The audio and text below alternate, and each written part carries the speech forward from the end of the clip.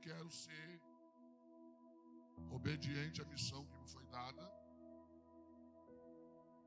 e quero compartilhar com os irmãos esse texto. Neemias, capítulo de número 2, versículo 18.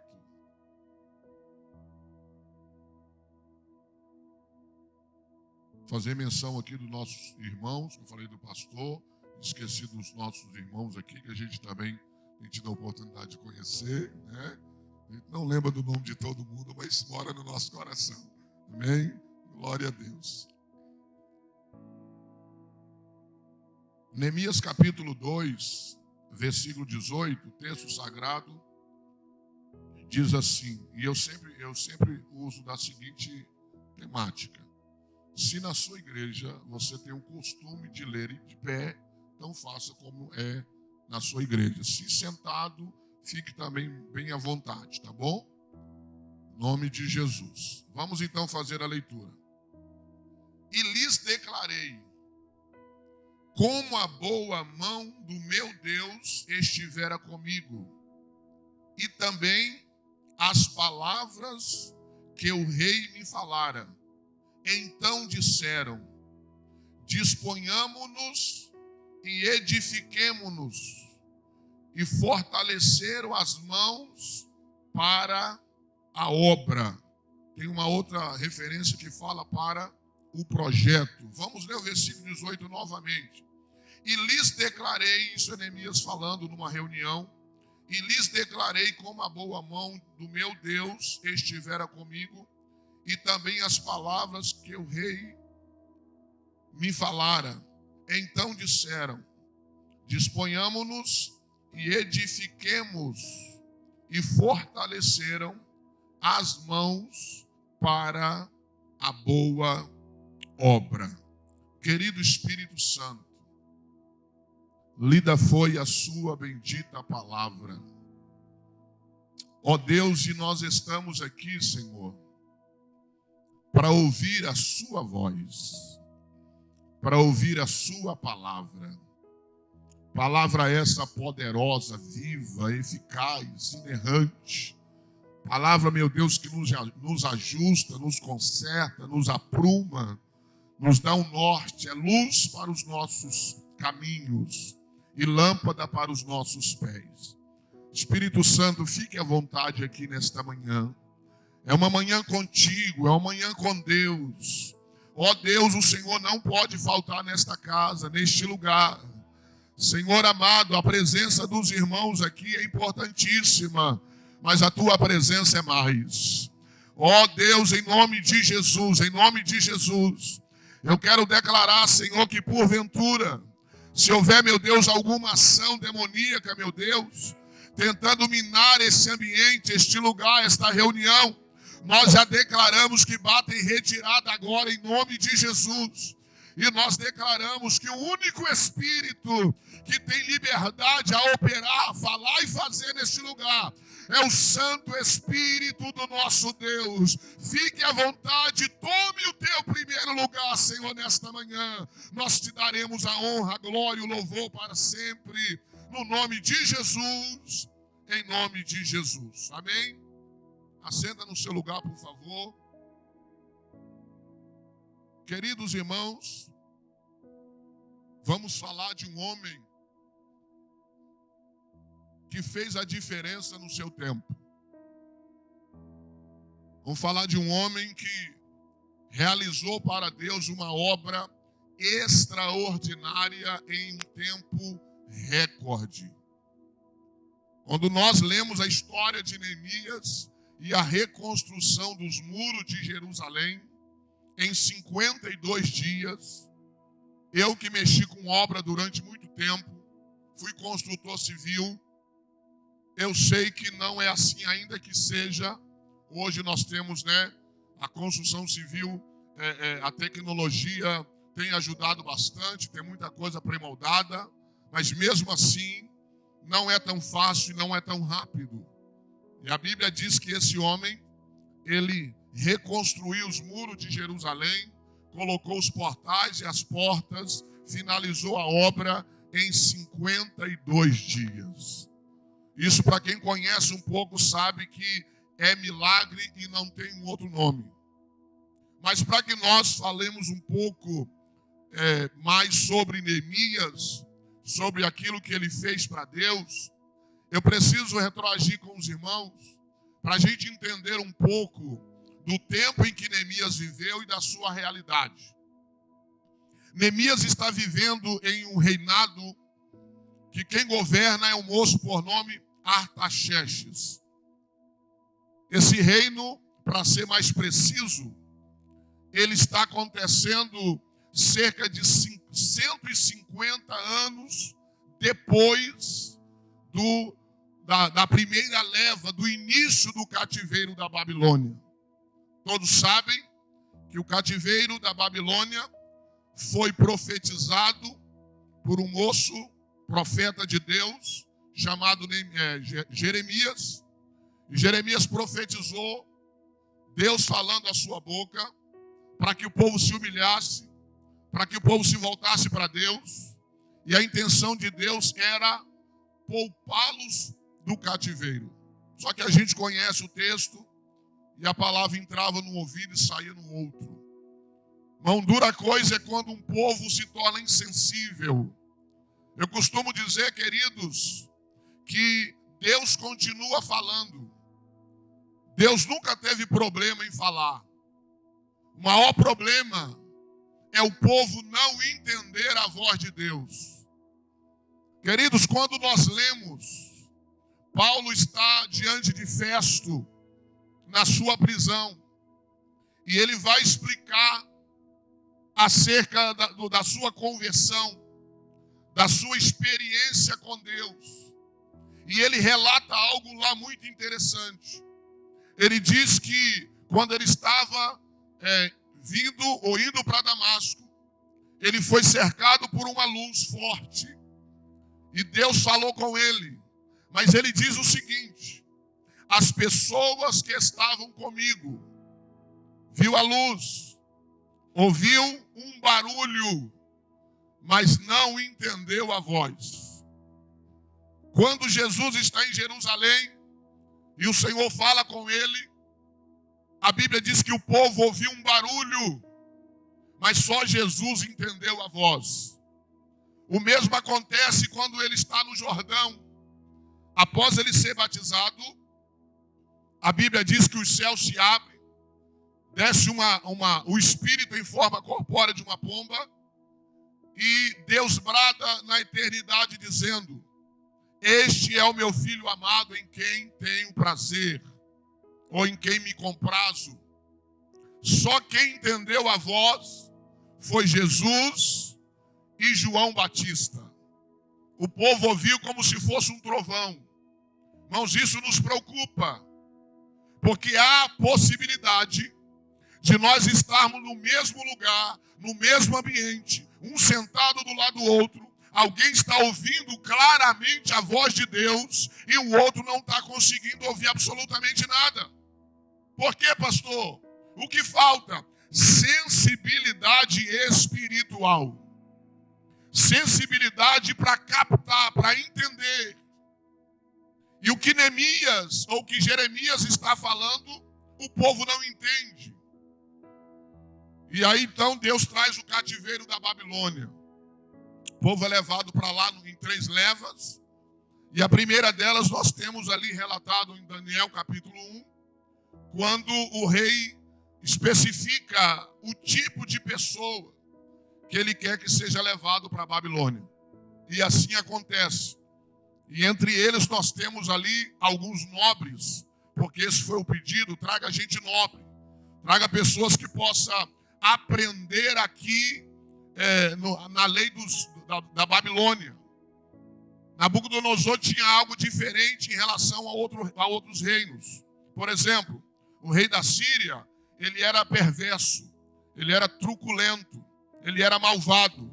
Só que o rei Nabucodonosor, ele era inteligente. Ele não era tão perverso. Ele trabalhava com inteligência.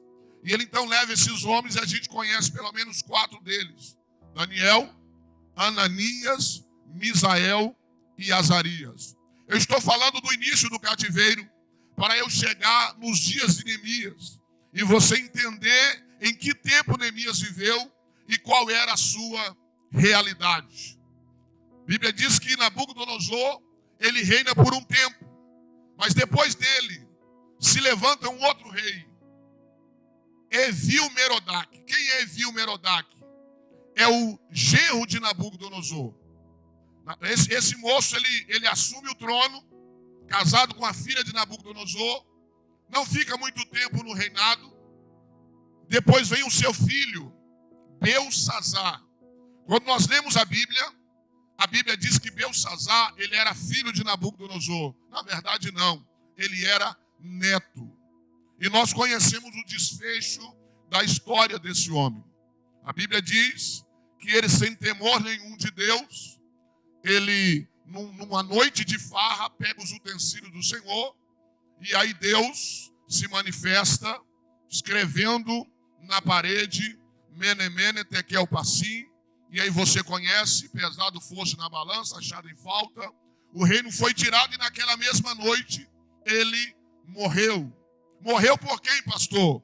Pelo rei ou pelo imperador Ciro, que é imperador dos Medos. E ele entra, toma Babilônia. Babilônia deixa de ser então Babilônia e passa a ser o reino dos Medos e dos Persas. E a Bíblia então vai dizer que esse homem, ou a história vai dizer que ele, assumindo esse reino, ele não fica no trono, porque ele é rei dos Medos ou dos Persas. Quem ele deixa ali? O seu comandante, Dario. Dario então assume o trono que um dia foi a Babilônia, mas não é mais. Dario fica durante um tempo e o seu filho, por nome Xerxes, assume o trono. Para alguns, mais conhecido, como o rei Assuero. Irmãos, nós estamos falando de 7 reinados antes ou depois do cativeiro da Babilônia. Pastor, por que o senhor está trazendo esse relato? Para que você entenda que, pelo que nós conhecemos da palavra, Neemias nunca esteve em Jerusalém. Neemias nasceu na Babilônia, na antiga Babilônia. Neemias sempre fez parte do Império Medo-Persa. Ele não conhece Jerusalém. Ele nunca esteve lá. Ele não veio com os cativos. Não. Ele não viveu isso. Neemias, ele acabou se tornando alguém de uma função e de um cargo muito importante no reino de Artaxerxes. Mas uma coisa eu acho interessante. Eu acho interessante isso aqui. A Bíblia diz no capítulo 1 que certa feita ele recebe ali no palácio a visita de um irmão, Anani. Esse moço pode ter sido seu irmão de sangue, como também pode não ter sido, era apenas um patrício, alguém da mesma pátria. Porque nesse tempo o cativeiro já havia acabado e várias pessoas já haviam retornado para Jerusalém. É importante que se diga que o templo de Zorobabel já havia sido erguido. O templo já estava de pé, porque foi a primeira coisa a ser construída no retorno do povo da Babilônia, da antiga Babilônia. Neemias, ele está no palácio. Pensa num homem que está bem, a vida tranquila, o emprego garantido. Ele não sofreu o cativeiro. Ele não viu sangue derramado. Ele não viu pessoas sendo mortas. Ele não viveu isso.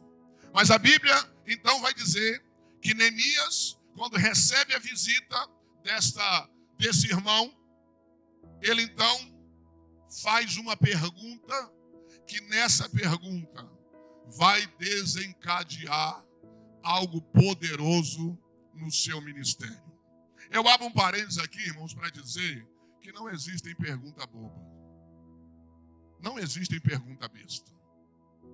Se você olhar para Jesus, todas as pessoas, ou a maioria delas, que vinham até Jesus fazer uma pergunta, Jesus respondia a pergunta com uma outra pergunta.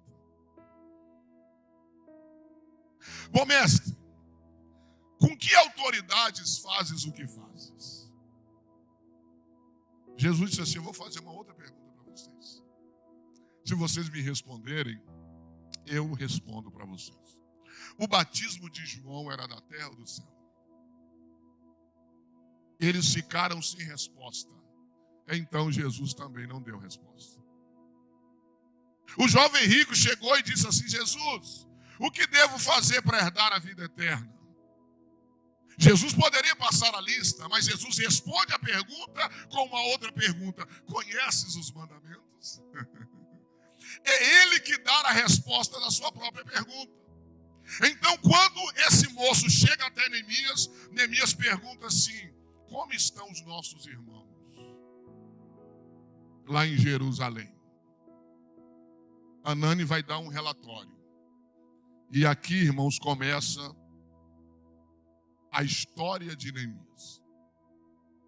Se não fosse essa pergunta, se não fosse esse encontro, talvez os anais sagrados não registraria, ou Neemias não entraria para a história. Mas esta pergunta começa, esta pergunta libera, esta pergunta destrava algo sobre a vida de Neemias. Quando ele faz a pergunta, o seu irmão vira e diz assim: os restantes, aqueles que ficaram, estão em plena miséria e desprezo. Queridos, quando Neemias ouviu isso, a Bíblia diz que ele se pôs a orar. E quanto tempo Neemias orou? 4 meses de jejum e oração. Irmãos, escuta, eu não tenho medo em dizer, uma vez que na palavra não registra, e eu aqui sinto a vontade para fazer uma conjectura, respeitando a interpretação do texto. O texto não fala como Neemias orava, de que jeito ele orava, mas dado a sua posição, dado a sua responsabilidade, eu pensamento do pregador, que Neemias começa a orar, e a oração de Neemias é: Senhor, faça alguma coisa. Senhor, olha para o teu povo.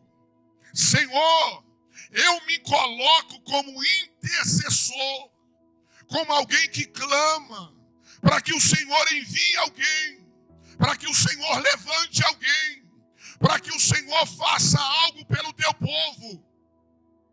Só que, irmãos, eu penso que enquanto Neemias está orando, o Espírito de Deus vem ao coração de Neemias e diz para ele assim: eu não vou enviar ninguém.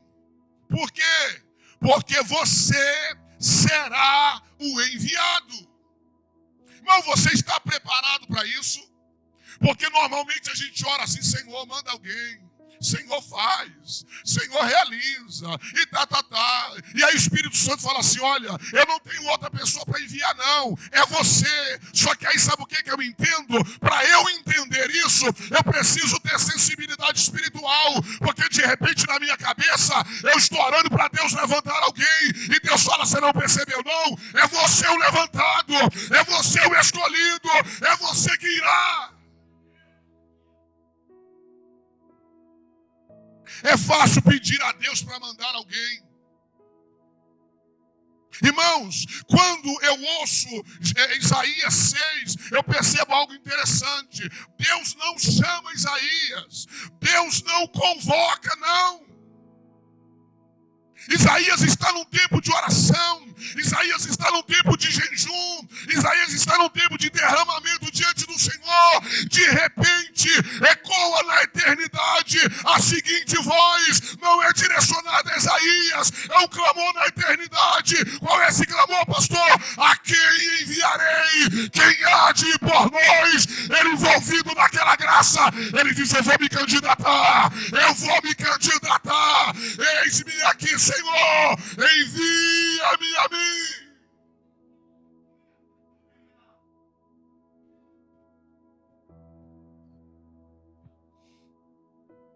O que Deus tem falado ao seu coração esses dias?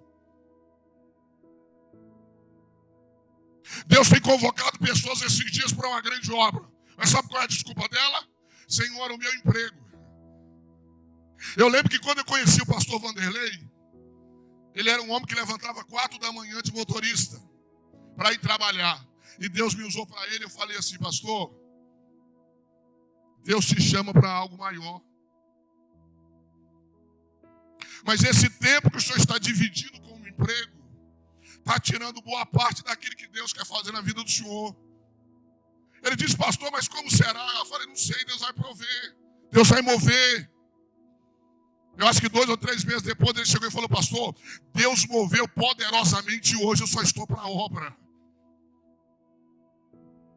Mas não é todo mundo que ouve isso, não. Eu trabalhei 20 anos na minha profissão. Quando meu Deus me chama para o ministério não pastoral, que eu já era pastor, mas para o ministério itinerante durante um tempo, eu tirei 5 meses de oração, e o Espírito Santo falou: abre mão de tudo e vai para a obra. Eu falei: Senhor, mas como vai ser? Eu pago aluguel, eu tenho uma família. E aí? E muitos pensamentos e muitas coisas. Como será? Como vai ser?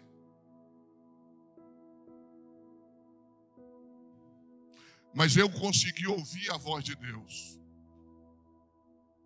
E tomei uma posição mediante ao ouvir dessa voz. Neemias está orando, e eu penso, falo e repito, que ele está orando para Deus levantar uma outra pessoa. Por quê? Porque ele é um homem ocupado, ele é um homem de muita credibilidade, de muito respeito. A sua profissão, ela não pode ser passada por uma outra pessoa de imediato, tem que ser alguém testado. Ele sabe a posição que ele ocupa, a sua presença no palácio é de fundamental importância. Mas enquanto ele está orando e jejuando, Deus fala para ele: Neemias, porque a gente não encontra, irmãos, relato em lugar nenhum. Quando você vai para a história de Abraão, Deus veio, e assim disse o Senhor a Abraão: sai da sua terra, da sua parentela. E na época de Moisés a mesma coisa, a sarça veio. Nós temos na época de Davi o profeta indo lá, ungindo ele e dizendo que Deus o escolheu. Mas em Neemias você não encontra chamado. Você não encontra Deus chamando Neemias. O que é isso, pastor? Oração, jejum e disponibilidade. Pergunta para o seu vizinho aí com amor e respeito: você está disponível para Deus?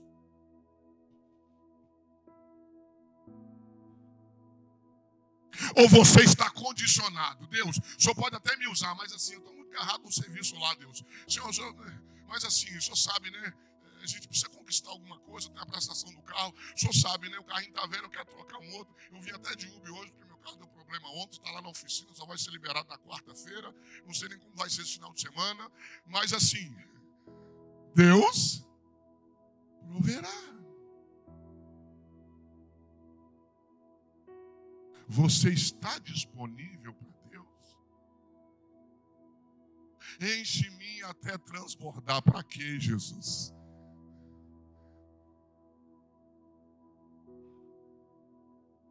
Neemias está orando. Neemias está o quê, irmãos?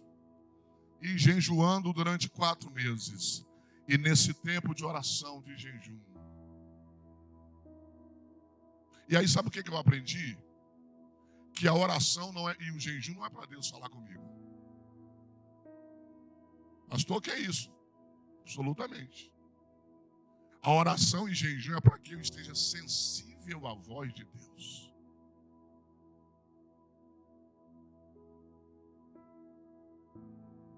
Irmãos, você sabia que o seu jejum não muda Deus? O seu jejum não muda Deus. Pastor, então quando eu consagro, o que eu estou fazendo? Me tornando mais sensível para receber tudo de Deus.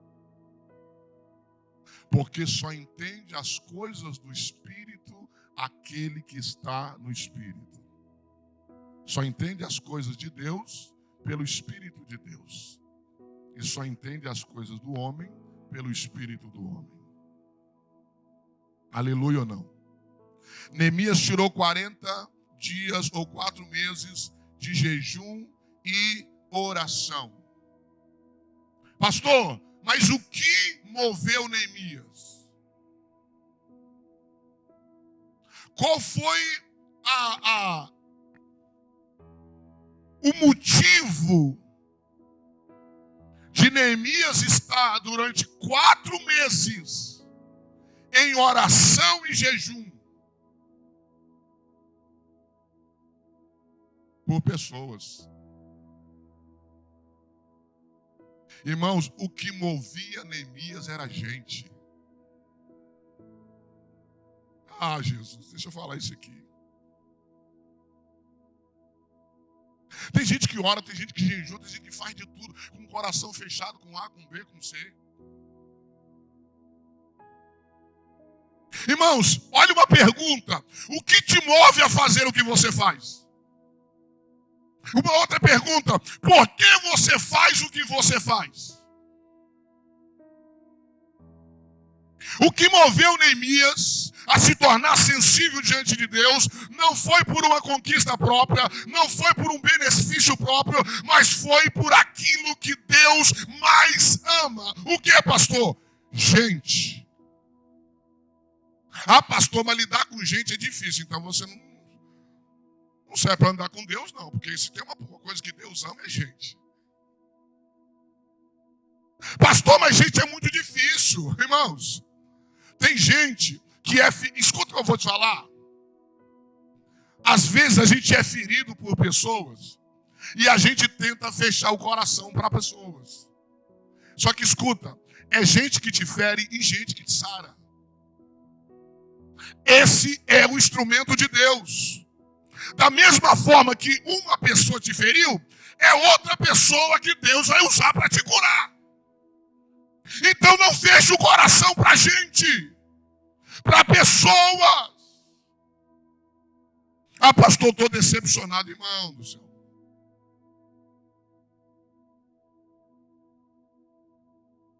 Quando eu entendo o coração de Deus, eu entendo que se tem uma raça que Deus ama, é gente. Por que Davi era um homem segundo o coração de Deus, irmãos? Entre outras coisas, adorador, obediente e tal, tinha uma coisa que Davi tinha. Davi amava a gente. Davi tinha a ojeriza de cometer injustiça com alguém. Davi queria trazer todo mundo para perto dele. Quando ele ficou sabendo que existia Mefibosete, que não prestava para nada no bom sentido assim, de guerreiro, de alguém para servir o trono, o que Davi disse? Vem para cá, senta na minha mesa. Davi, quando fugia de Absalão, e depois ele foi atendido lá por um moço, passou agora o nome dele. A Bíblia diz que na fuga ele foi sustentado por algumas pessoas. Aí no retorno, Davi disse, vamos para o palácio. Eu vou cuidar de você. Ele disse, não, deixa eu aqui. Davi gostava de ficar perto de gente. Eu acho que você não conhece ninguém aqui assim não. Ah, pastor, eu liderava lá, mas é difícil demais. Ah, pastor, até que tinha uma responsabilidade, mas pastor, pelo amor de Deus, o povo é difícil, mas é mesmo.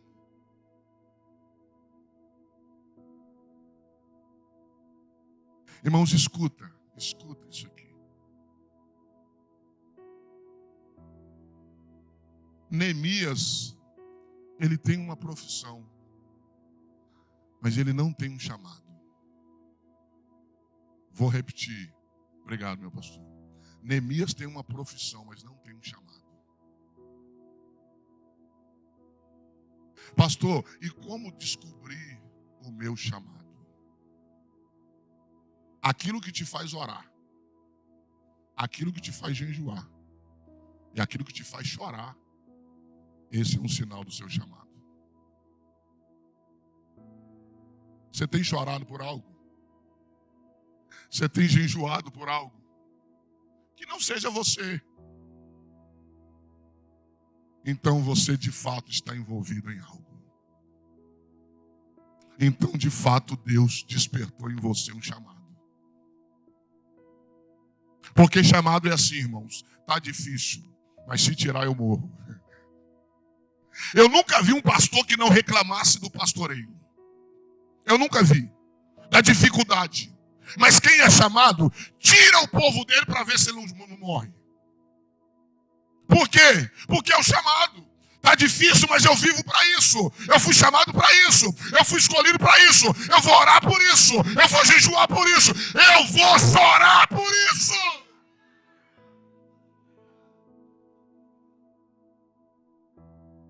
O que tem tirado as suas lágrimas? Pastor, quando eu vou orar, e eu lembro dos missionários, e eu lembro de missões, isso me faz chorar. É um sinal de que Deus está te chamando. O que te faz orar, o que te faz jejuar e o que te faz chorar é um sinal do seu chamado.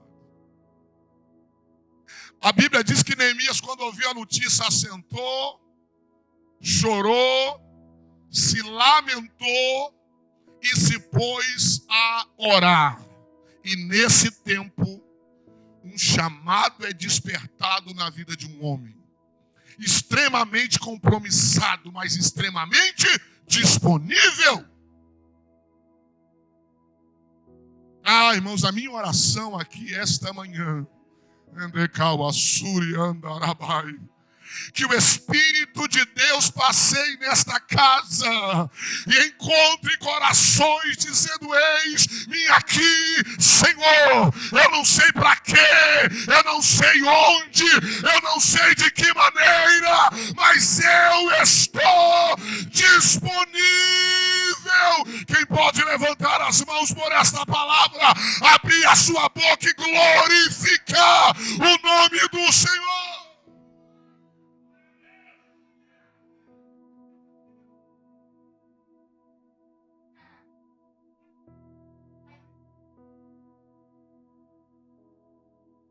Irmão, olha para esse seu irmão e pergunta para ele o que tem arrancado lágrimas dos teus olhos. O que tem feito você chorar quando você se coloca diante de Deus, apresentando algo ao Senhor. Senhor, olha esse povo, olha esse mundo, olha a tua igreja. De repente, irmãos, tem alguém que quando ele se põe a orar pela igreja, um clamor e um pranto vem no coração dele. Deus está dizendo: você será um edificador da minha igreja. Eu te darei palavras de unção para edificar a minha casa. Aleluia, glória a Deus.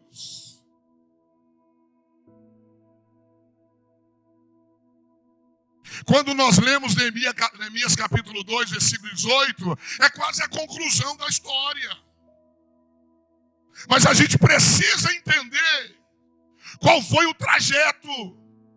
Porque é fácil aplaudir o sucesso. É fácil aplaudir o resultado.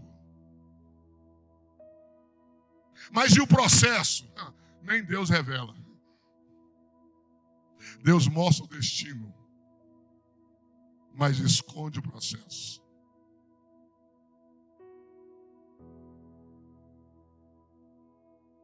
Mas voltando aqui,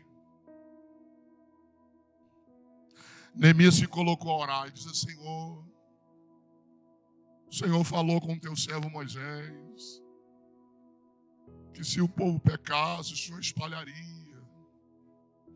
Se o povo se arrependesse, o Senhor traria de volta. E tal, pecamos contra ti. Pecamos contra ti. Sabe o que eu aprendo aqui? Olha para mim, irmãos. Sabe o que eu aprendo aqui? Que a igreja precisa amar o corpo em que ele está inserido.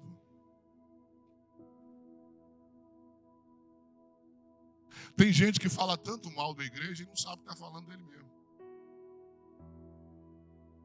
Porque se eu estou falando da igreja, eu sou a igreja, eu estou falando de mim. Ah, mas a igreja é desse tempo. Você está nesse tempo.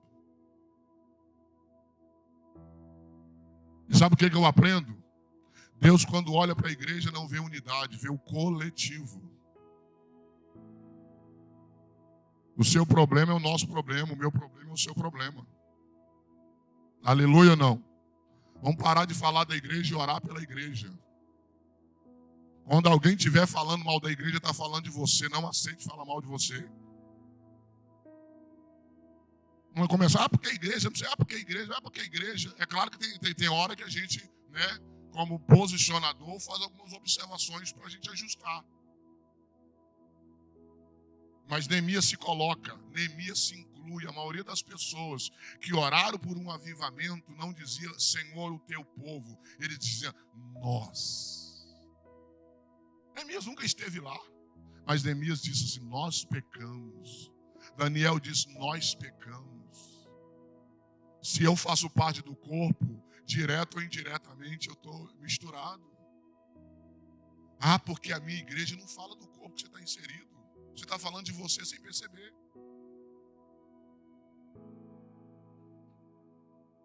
Então Neemias amava a pessoa. Neemias amava.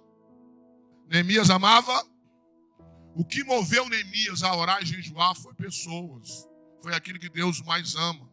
Mas eu acho interessante aqui, irmãos, que quando Neemias está diante do povo, ou quando Neemias chega em Jerusalém, eu acho lindo isso aqui. A Bíblia diz que Neemias, chegando em Jerusalém, ele não declara para ninguém qual era o motivo dele estar ali. Durante 3 dias, Neemias chegou, pegou o seu cavalo, vasculhou toda a cidade, conheceu a realidade pelo qual Deus o inseriu, para quando ele se reunir, no capítulo 2 e no versículo 18, foi uma reunião, ele sabia exatamente no que Deus tinha feito ele se envolver. Pastor, não entendi. Conheça a realidade daquilo que você está envolvido. Sabe por que tem muitas pessoas que não sabem se posicionar diante de algum chamado, diante de alguns compromissos e diante de algumas realidades? Porque parece que ele não caiu na real. Ele não sabe de fato em que ele se envolveu. Você foi chamado? Para quê, pastor? Primeiro, para guerrear. Eu preciso entender que ministério é guerra. Ministério é batalha. É enfrentamento. Tem uns que vêm direto de pessoas. Tem uns que vêm pelo próprio Satanás. Indiretamente. Mas é batalha. As pessoas desavisadas, quando caem de paraquedas num compromisso, numa responsabilidade, num chamado, parece que o Hernandes Dias Lopes diz o quê? Que missão, chamado, não é um parque de diversões, não é uma coluna de férias. É batalha. Só que eu aprendo uma coisa. Todos os que Deus chama, Deus capacita e Deus honra. É questão de tempo. Ah, pastor, estou sendo injustiçado. Descansa no Senhor, porque daqui a pouco a roda gigante vai virar. Os homens se levantam contra Moisés e dizem assim, isso é complô, isso é coisa de família, esse negócio dele ser o guia, esse negócio do seu irmão ser o sacerdote, esse negócio dos filhos ser também sacerdote, esse negócio é coisa de família. Nós falamos assim, Senhor, se o Senhor me chamou, eu vou te pedir uma coisa, faça uma coisa nova que o Senhor nunca tenha feito.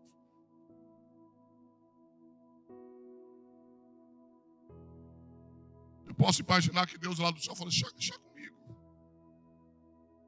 Deixa comigo. Irmão, na hora certa a calúnia vai cair, o caluniador vai cair, o levante vai cair, a prova vai cessar e todos verão que Deus te chamou, que há uma unção do Espírito sobre a tua vida e que Deus fará através de você uma grande obra.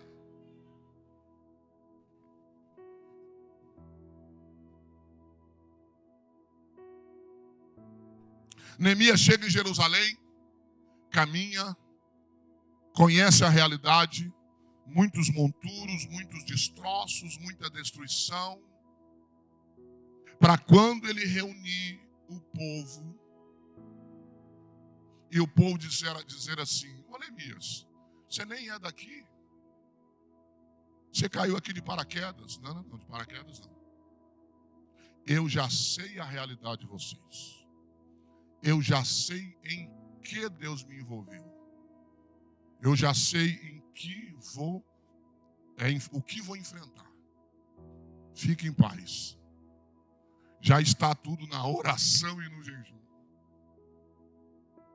Já foi depositado tudo diante do Senhor. Quando tudo perante o Senhor estiver e todo teu ser Ele controlar, só então há de ver que o Senhor tem poder. Quando tudo deixar. Se já está no altar, meu filho, descansa. Aleluia. Neemias conheceu a realidade. Fala para o seu vizinho aí, procura conhecer. Diga para ele, procura conhecer a realidade daquilo em que você está envolvido.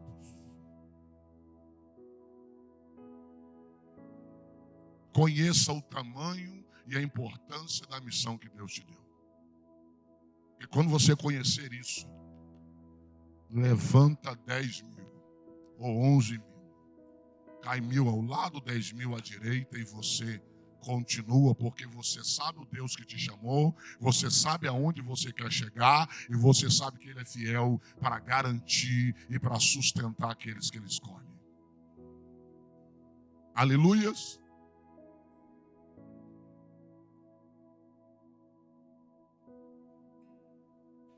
Agora eu aprendo aqui algo interessante, é o caminho para concluir. Não seja precipitado. Não seja o que, irmãos? Precipitado.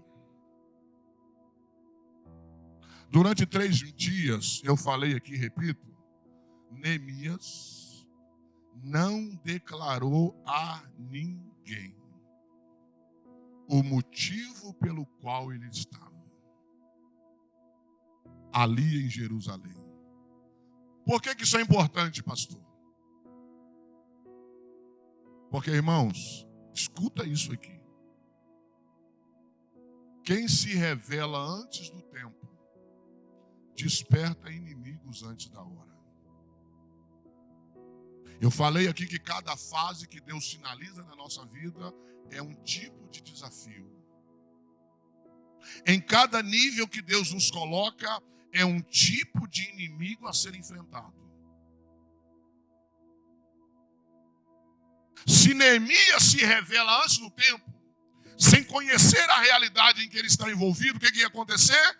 Iam levantar inimigos por todo lado e Neemias não saberia o que fazer. Então Neemias é paciente. Eu só vou declarar na hora certa e no momento certo. Eu só vou declarar quando o Espírito de Deus me der um sinal. Para quê? Tem gente que o projeto ainda está no papel, ele está declarando ao vento. Tem gente que ele ainda está projetando as coisas, ele está falando para todo mundo. Guarda no coração. Eu sempre tive um sonho de escrever.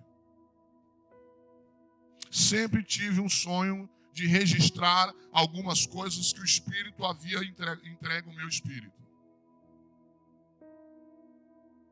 Mas parece que sempre houve um bloqueio, uma dificuldade. Só que aí tem hora que você percebe que Deus virou a chave. E quando você percebe isso, na oração, no jejum, você percebeu, é oportunidade, entra de cabeça. Quando Neemias está diante do rei, e ele vai relatar sobre a questão dos seus familiares, do sepulcro dos seus pais, e o rei pergunta o que se deve fazer, ele já tinha orado, já tinha jejuado, ele só esperava o sinal, e quando o rei abriu a brecha, ele, eu preciso de autorização, eu preciso de provisão, eu preciso de investimento. E o rei, com que dominado por Deus, foi abrindo mão, foi escrevendo carta, foi dando autorização, foi dando investimento, e a coisa explodiu. Aí a gente pensa assim, por que alguns explodem? É porque espera a hora certa. Espera o momento certo.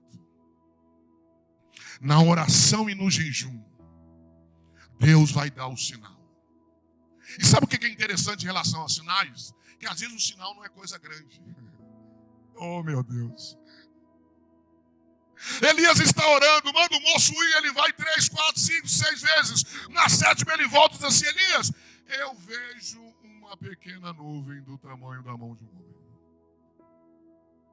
Elias então, que está na oração, que está numa entrega total a Deus, pensa, num céu ensolarado, se apareceu uma pequena nuvem, é um sinal de Deus.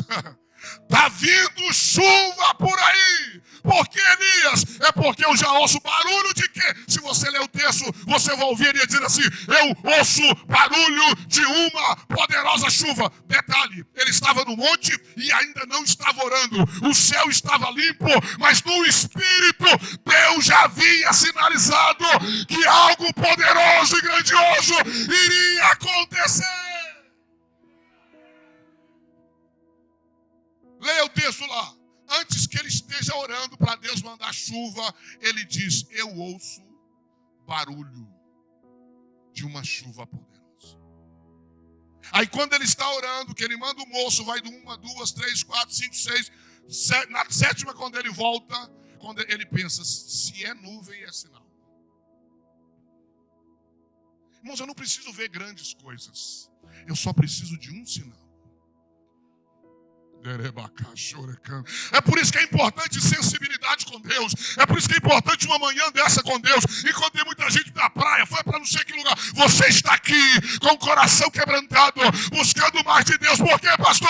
Porque eu quero perceber os sinais. Eu quero perceber. Levanta a mão, irmãos. Abre essa boca para glorificar. Deus dará o sinal.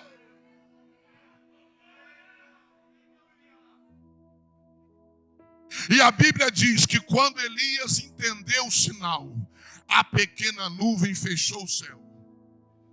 E na mesma hora, ou em questão de minutos, desceu uma chuva poderosa, interrompendo 3 anos e 6 meses de seca. O Espírito de Deus me autoriza esta manhã liberar uma palavra para alguém aqui esta noite. Esta manhã ele está dizendo, se prepare, esteja sensíveis, porque eu darei a Nacamal, a Sul, Ricandarabai, eu darei um sinal que coisas grandes farei.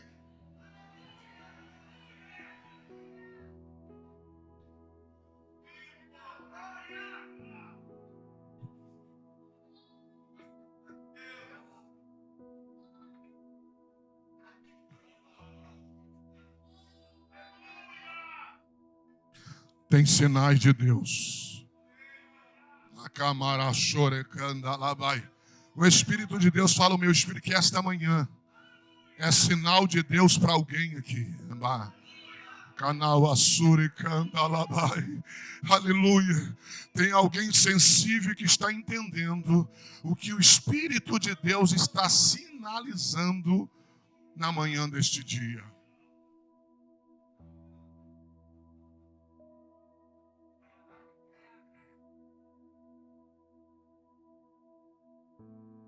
Aleluia.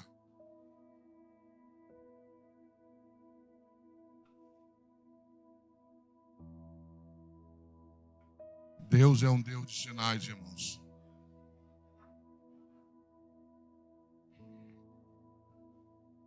Posso usar essa água aqui? Posso usar?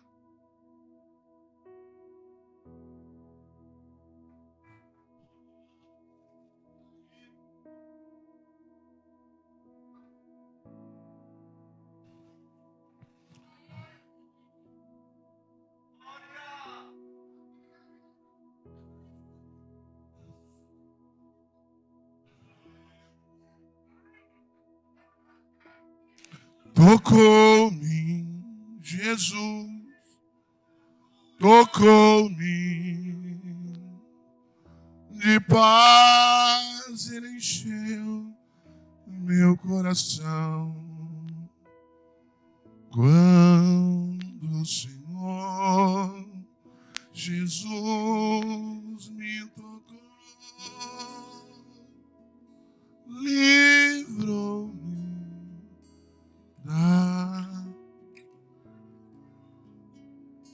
O maior sinal de uma confirmação de Deus é paz de espírito. Aleluia. Deus não está em tempestades.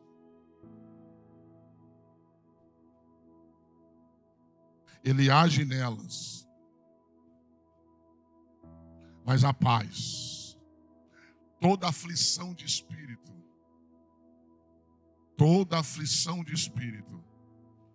é sinal de que espera um pouco. Mas toda a paz no coração é um sinal de prossiga, de vá em frente. Eu estou contigo. Eu vou prover. Eu vou proteger.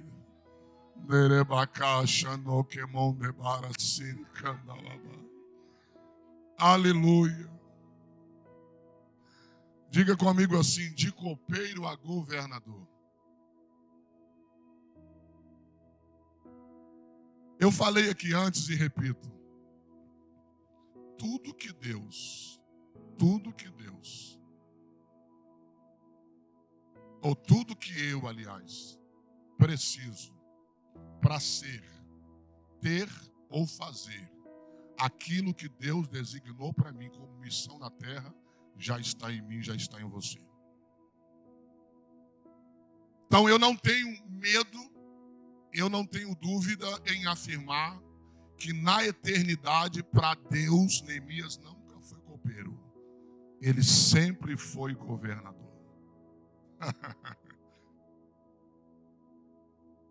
Escuta o que eu vou te falar aqui. Existem questões que, por uma necessidade da igreja, a igreja separa alguém. Mas às vezes na eternidade não é aquele o chamado. Vou te explicar, sem gerar confusão. Quando a igreja começa entre ela, no meio dela, um burburinho de que as viúvas dos gregos, os órfãos dos gregos, não estavam sendo tratados ou tratadas como os órfãos e as viúvas dos judeus. Levanta-se uma questão na igreja. Os apóstolos se reúnem e dizem o seguinte: nós não podemos, nós não devemos deixar o ministério da oração e da palavra para servir à mesa.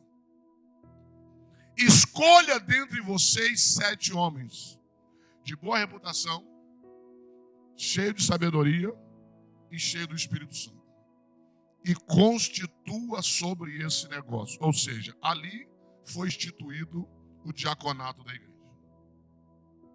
Então olha para isso.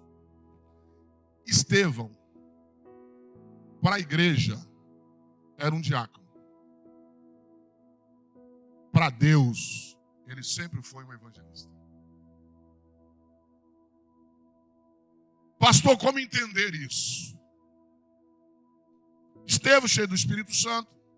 Filipe, cheio do Espírito Santo. Está ali servindo. Mas aí vem uma perseguição.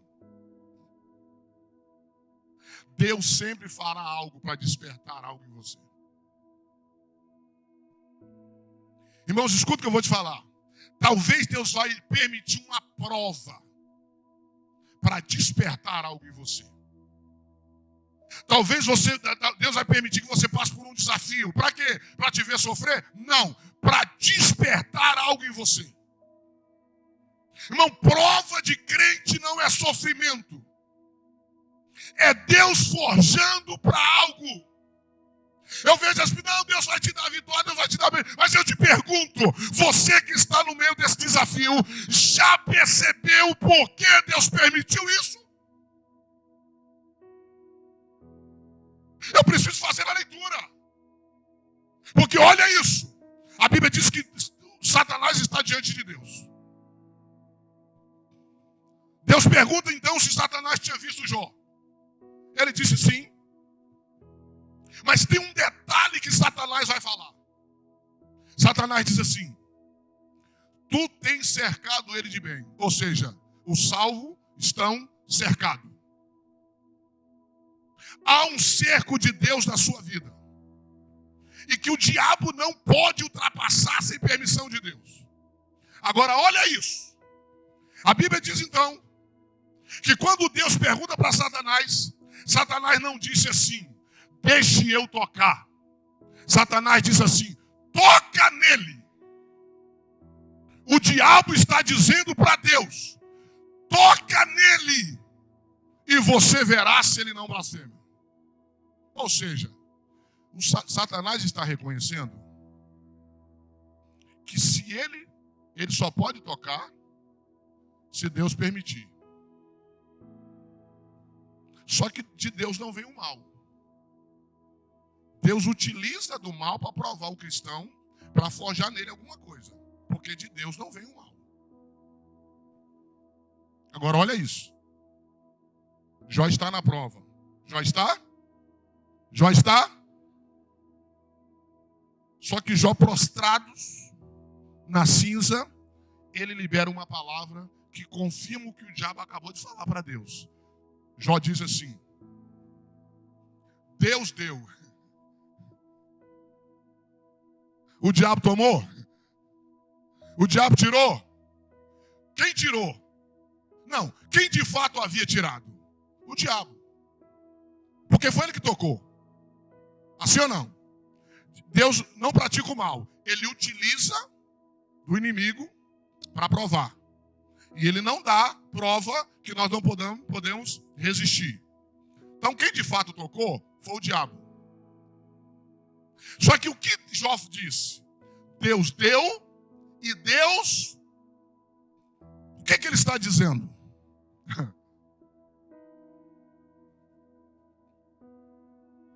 Se alguém tirou algo de mim, só pode ser Deus.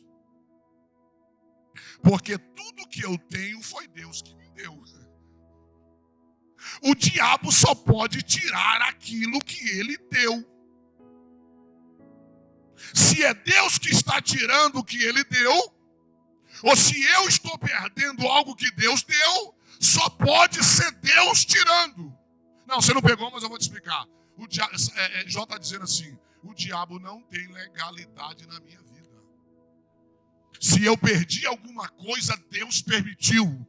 Se eu perdi alguma coisa, Deus abriu a brecha. Porque eu estou cercado pela unção e pela proteção de Deus. Ou seja, se Deus permite que eu passe algo, ele está forjando algo em mim. E por que Deus permitiu que Jó passasse o que passasse? Por duas coisas. Primeiro, para dar um tapa na cara do próprio Satanás. Segundo, para viver porção dobrada. A história não foi a mesma.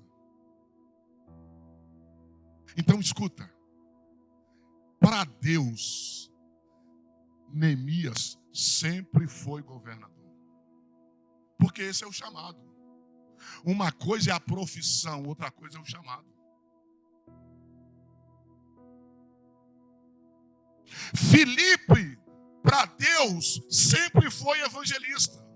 Mas como isso é despertado? Há uma perseguição em Jerusalém. Todo mundo é espalhado por vários lugares. Filipe cai de paraquedas em Samaria. Estando em Samaria, cheio da glória, aquilo que eu falei, eu recebo para derramar. Cheio da unção.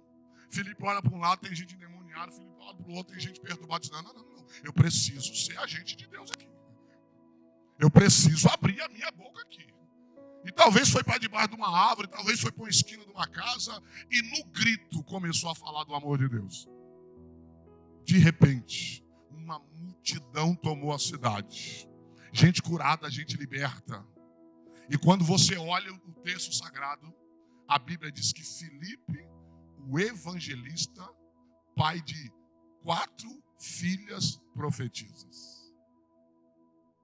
Filipe era o quê, irmãos? Para Deus, evangelista.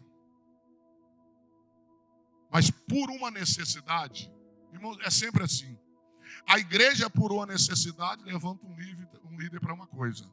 Mas à medida que você vai exercendo um chamado de uma necessidade da igreja, com todo amor e carinho no coração, é despertado um ministério específico na sua vida. Disponibilidade. A Bíblia diz que Neemias, futuramente, depois, ele se tornou governador de Jerusalém. Aqui eu vejo uma palavra chamada potencial. Diga comigo assim, potencial. Mais uma vez, diga potencial. O que é potencial? É tudo que você pode realizar e que ainda não fez.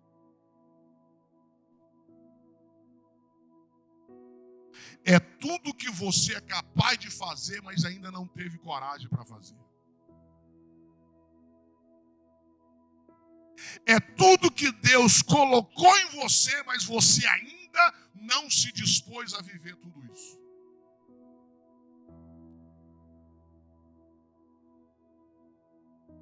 Um certo pregador, um escritor, ele costuma dizer que o cemitério é o lugar mais rico do mundo. Porque é o lugar em que tem canções que nunca foram cantadas, tem livros que nunca foram escritos, tem projetos que nunca saíram do papel. Por quê? Alguns por falta de oportunidade, outros por falta de acreditar em si mesmo. Eu quero profetizar que esta manhã será uma manhã que Deus está despertando algo em você, porque há uma obra espiritual a ser construída. Nós estamos falando de chamado e construção. Nós estamos falando de chamados e construção. Essa é a palavra para essa manhã na sua vida. Chamado e construção. Deus está chamando alguém, preparando esse alguém, para esse alguém fazer história e exercer o seu chamado e a sua missão na terra. E aí nós conhecemos o texto. E eu encerro no texto que nós lemos. Neemias reúne o povo e diz assim, gente, vocês perceberam a miséria em que estamos. Vamos fazer alguma coisa? E eu acho lindo isso, irmãos. Quando ele fala, se revela a missão, o projeto, a proposta para eles, todos, oh meu Deus, parece a igreja primitiva.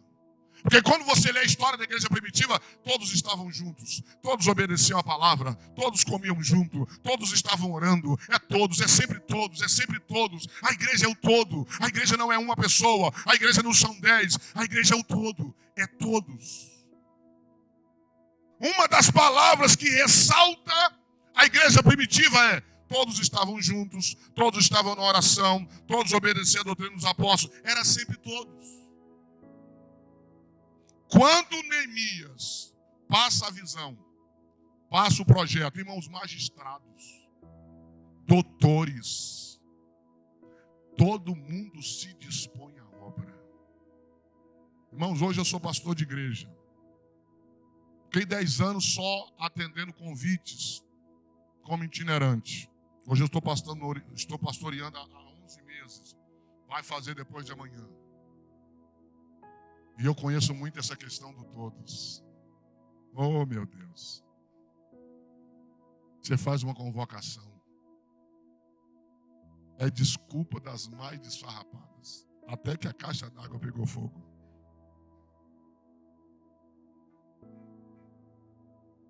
Mas Jesus libera um princípio. Quando alguém chega para ele e diz assim: você expulsa demônio por Beelzebul. Ele diz assim: eu vou explicar para vocês um princípio. Nenhum reino subsiste se lutar contra si. Até o diabo sabe que um reino dividido não prospera. Deus foi impactado com a construção da Torre de Babel. Por quê? Porque Deus diz: é uma mesma língua e não haverá restrição para eles. Irmãos, Salmo 100, né? Diz que é 100 ou 130? 133, né? Com bom e com suave é 133. A Bíblia diz que na união Deus derrama a bênção. Quando Neemias passa o projeto, todos eles, homens que nunca havia pego numa pá, homens que nunca havia pego numa enxada, homens que nunca havia pego numa colher de pedreiro, todos eles se dispõem. Mas o inimigo está atacando, não tem problema. Neemias teve uma estratégia. Coloca cada pessoa para edificar o muro perto da sua casa. Porque com uma mão ele faz a obra e com uma outra mão ele defende a família. Com uma mão a gente faz a obra, com outra mão a gente defende a família. Mas a obra não pode parar.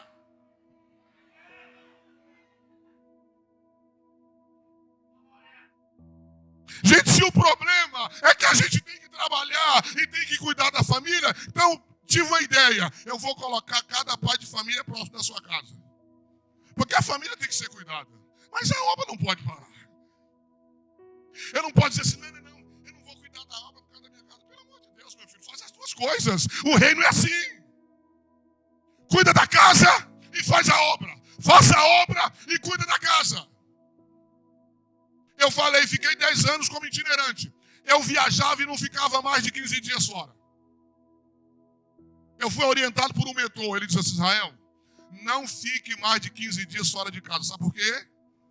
Porque você é jovem, sua esposa é jovem, e a gente não pode dar lugar para o diabo.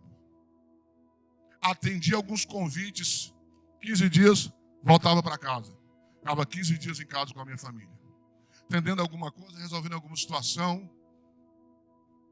fechava mais algumas agendas. Por quê?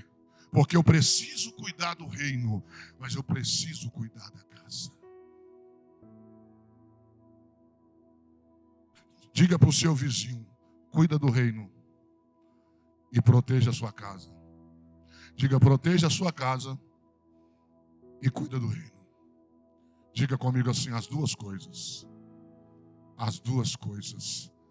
É assim que o reino funciona. Não dedica tempo só para a sua família. E a obra? Não, a obra não tem outro, não. O que é para você fazer, Deus não tem uma outra pessoa. O que é missão para você, Deus não tem outro. Moisés, Senhor, enviarão. Moisés, para de conversa, eu sei que você é pesado de língua, sou eu que fiz quem fala bem, quem não fala. Arão será um profeta para você, você falará como Deus e ponto final. Não tem desculpa. Senhor, Gideão, mas eu sou o menor da casa do meu pai, eu sou da família mais pobre, Manassés. E daí? E daí? Levanta, rapaz. Você vai libertar esse povo. E com 300 homens, a vitória veio. Fica de pé no seu lugar, por favor.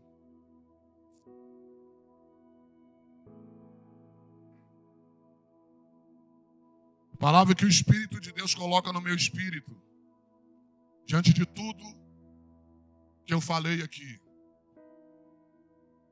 é missão e trabalho. Se você não guardar muita coisa, guarda essas duas palavras, missão, aliás, chamado e trabalho. Chamado e trabalho. Chamado e trabalho.